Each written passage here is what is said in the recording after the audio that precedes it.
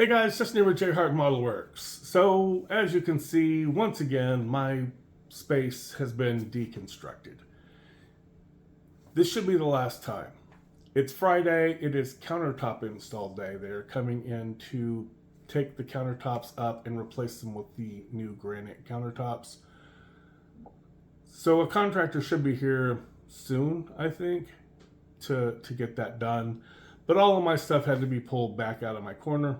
However, earlier in the week and during last weekend, I was able to get some work done on the Shelby Cobra. I've got the chassis finished, or at least mostly finished. I may add some details here and there, but it is done to the point that I could test fit the wheels to make sure they were going to work. These Z-Force model wheels work perfect. I was also able to figure out what I wanted to do with my brakes, even though you're not really going to see them. It is what it is. But there's definitely been progress. So let's go ahead and get the camera flipped around and let's take a look at what we've got so far.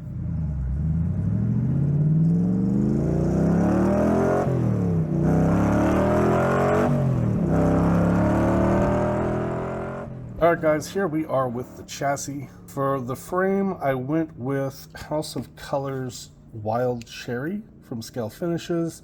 So I contemplated doing this in body color and just not clear coating it, which is what I've done here. I went with the Wild Cherry, but I didn't clear coat it. So it gives you that anodized look instead of the candy look, which I really like this look, honestly, for things like chassis. Like I said, I was going to do the body color, but once you get the chassis and the body,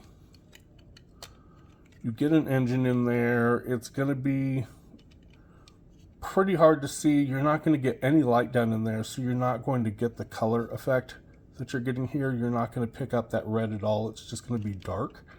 So I figured I would just go ahead and try this, and I think that color combination looks really good. It gives the chassis just a little bit of pop against that body. We did some detail painting in here. A couple of these little bolts right there got painted up, stuff like that. This box up here is your master cylinder and your slave cylinder for your brakes and clutch. It is an odd place to put it because it's under the interior. I can only imagine that trying to change brake fluid is a nightmare. That's what that box is, and rather than cut it completely off and do a 3D printed master cylinder, which is what I was originally planning to do, was a 3D printed master cylinder, until I realized that that's what this little part here is. So I just went ahead and detail painted that up. Otherwise, for the chassis components, for the most part, we went with silvers and blacks, pretty standard stuff. There's some Mr. Hobby super metallic gold in here on the shocks, but not the super rich gold that I usually use. This is their original gold, which has a little bit more of a greenish hue to it. Just a little bit of an accent in there. So we have some additional detailing in here for the housing back here on the back of the differential. We went with the Wild Cherry as well. And then I hit all of those bolts with some silver. It's just some Vallejo steel is what I like to use. But that bolt right there is a ProTech photo etch bolt. The same as this bolt here. These are the 0.3. I think that is the 0.4. And then these tiny ones right here are 0.2 inches. Just the very, very tiny ones. But all those bolts look really, really good. Just tiny little things that, you know, get some attention. Now they'll disappear once everything goes together, but you all know how it is. Now, if I'm really choppy, you're going to have to bear with me. Apparently, it is Egret migration series. If you don't know what those are big, white, annoying, destructive birds. But you can't do anything to them because they are a protected species. The pigeons, however, absolutely hate them. So there is constant noise now from the pigeons trying to drive off the egrets. And it kind of messes with my head sometimes while I'm trying to speak. It disrupts my train of thought. The fitment for some of these parts is very sketchy. It is a 1988 kit. It has been reboxed over and over again. It took a bit to get everything installed and get it square. We were able to actually get it sorted out. It you just have to be really careful with how things go together. But once we did get everything installed, that allowed us to start taking a look at what we wanted to do with our brakes and our wheels. So I've 3D printed up some wheel woods, but to get them to fit on the posts here for the hubs, I had to get I want to say it's like a 3.6 millimeter opening. So what I did was I took them into Lychee Slicer, and Lychee lets you use objects to make holes with for if you're hollowing things out. So I just made a cylinder that was 3.6 millimeters, stuck it dead center in the middle of the rotor, and told it was a hole and not a part, and that created the opening that allowed me to fit these on. So these fit on perfect, they're centered, everything looks really, really nice. I'm happy with how they are. They are a little, like this one's a little wampered. It's not quite straight. And that's just because this knuckle interrupts it while I was trying to glue it down. It kind of got a little twisted. But once the wheel is on, you're never going to see it anyhow, to be honest with you.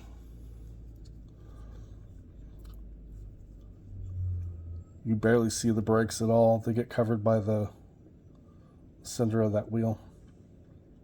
Speaking of the wheels, these are 19-inch. These are 20-inch Halibrands with a more modernized tire on them.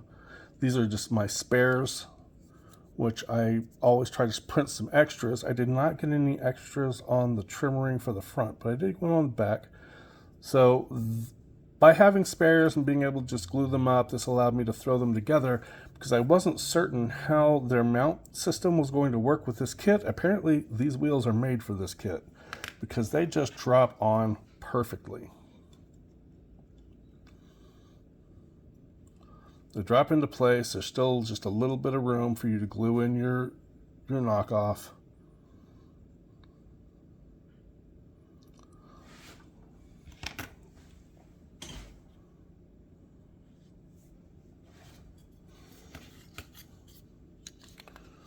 You test fit this all together.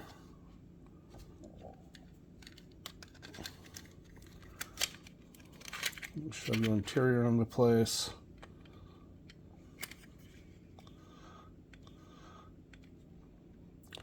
And this is why I wanted to get this chassis done, so I could see how these were going to sit, and they sit absolutely perfect. The fronts do as well.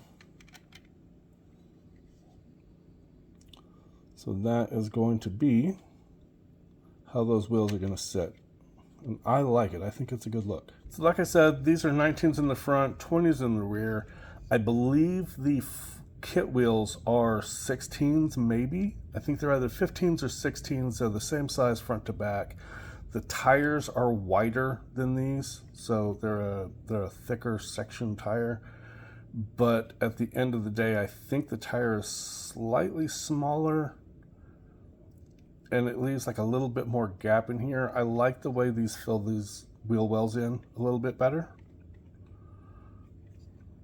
So I think that's going to be a good look. So we're starting to work on the engine, getting everything prepped. Some holes are drilled for my spark plug wires, preparing the exhaust. The exhaust headers are just butt fit up against the heads.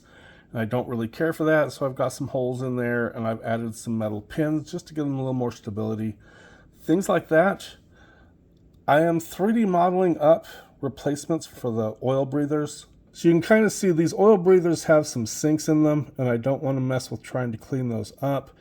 Additionally, the placement for the sprue point attachments is right on this little trim lip, which is a very unfortunate place because when you try and cut these, then you have to try and sand them, and you're going to end up sanding away that little lip. By 3D modeling, printing my own, I can actually put my support right dead center in here on the bottoms and just print them up, and they'll print super clean. I won't have the sinks. I won't have to sand and lose my trim. I won't have any kind of seams where the mold seams are. There's just going to be less cleanup and less hassle. So that's Tiggy, dude. show. Orange cats, man. Orange cats. Jason, I know you don't watch my stuff, but this is my version of your orange cat. He's into everything and has an addiction for plastic. But yeah, so I'm working on these, and once I get those printed, I can get those painted up. Just about everything else, I believe, is either in paint or is close. I need to mask off the starter so I can spray the silver parts of the starter, and I need to mask off the distributor so I can spray the silver on the distributor. Everything else is pretty much painted up.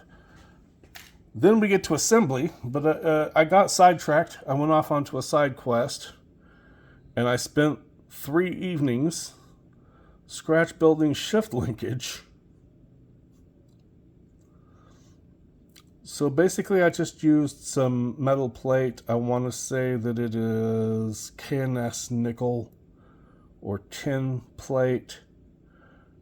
And then I put some holes in it. There's a 0.6 millimeter hole at the top and a 0.4 at the bottom. So for the bottom, we went with some number 1 insect pins and Top Studio washers. I think these are the 1 millimeter Top Studio washers. And ran those through into the transmission housing. This one down here, I did 3D model the attachment piece, just because of the way it connects. I could not get anything to fold over. I tried rolling the metal sheet to make the point where the rod goes through, and I just could not get anything that would roll that sheet over into a 0.5 millimeter tube. So it just ended up being easier to 3D print and paint some, and then they come back here to just a little bitty bit that I made, then covered that up with some of the sheet metal as well. It's not perfect, it's not perfectly accurate, but it's definitely better than what Revell gives you. So yeah, engine's gonna sit in there like that. You can't see it too much. It is going to disappear, but I know it's there. The wire itself is just some 0.5 millimeter spring steel that I picked up off of, I want to say, Amazon. It may have come off of eBay, but it's just some general stuff out of China. You know how it goes.